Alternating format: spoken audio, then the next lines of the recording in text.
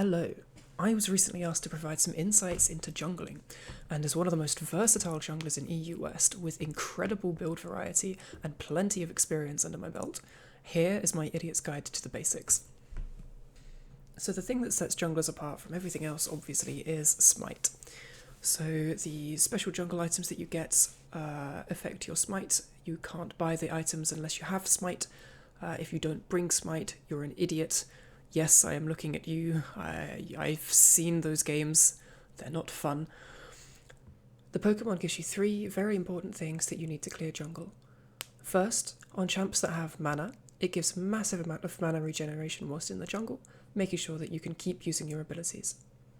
Second, the first camp that you take will give you massively increased XP, allowing you to reach level 2 very quickly after just one camp, which is also very useful for being able to clear the rest of the camps easier. And of course, it provides a lot of AoE damage to the monsters that you're clearing, making your clear significantly faster and healing you for a portion of the damage dealt. Your smite starts out at 600 damage. This upgrades as the game goes on to 900 and then later to 1200. You can tell how much your smite currently does based on what the icon looks like, and that's how you also tell what the enemy jungler has. And also above your bar, when you're walking around, you'll have a little buff that tells you exactly how much damage it does. There's 3 different smites available. They give you different Pokemon.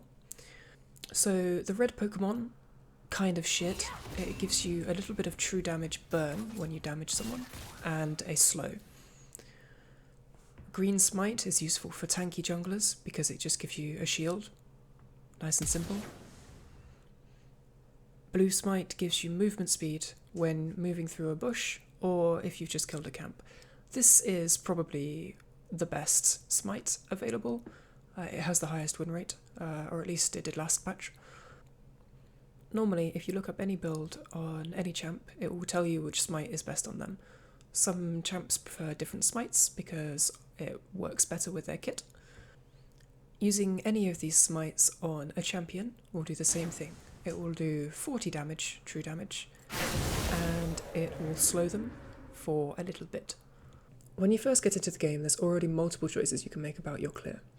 At our shitty level of play, almost every jungler starts on their bot side buff and does a full clear. For junglers with a gank focus, this could be suboptimal as your clear leads you to top side, and as we all know, top is an island and must never be touched, and it means you're not active on the map as soon as you could be.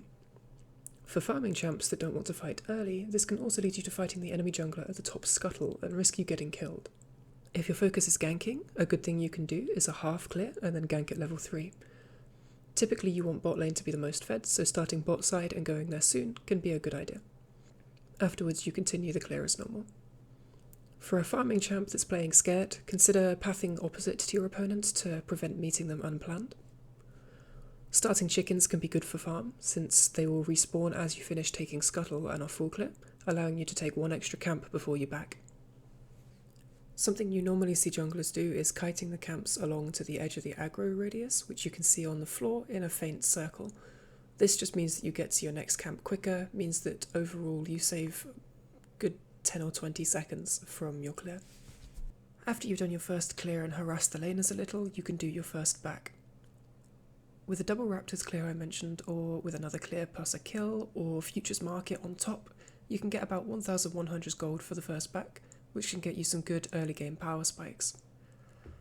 Which items are best for each champ is something I don't know, but as a good rule of thumb, Serrated Dick is very strong. It's recommended to swap to Oracle Lens now, if you haven't already, as controlling vision is one of the major roles of the jungler. After you've backed, the first camps which you cleared will be respawning, and so will Drake. Running straight at Drake with no plan is definitely never a bad idea, and it won't get you killed, I promise. From this point of the game onwards, your decisions on where to go and what to do are going to be heavily influenced by the enemy jungler. Predicting the enemy jungler can be extremely difficult, partly because they're rarely in vision, but also because sometimes they're just fucking stupid and go the wrong places. At the beginning of the game, getting early vision in their jungle can be helpful, but risky. Alternatively, you can check which laners are late to lane, as they may have leashed. When the jungler does show on your map, you can check their feet to see which buffs they have, which will tell you where they've been. Knowing which buffs they've already taken can tell you where they'll go to farm next. Forgetting to account for the enemy jungler can lead to disastrous deaths. whereas knowing the enemy jungler is on the other side of the map to you means you can gank or take objectives with relative impunity. When you know the enemy is taking an objective or trying for a kill on one side of the map, try to look to do something in return on the other side of the map.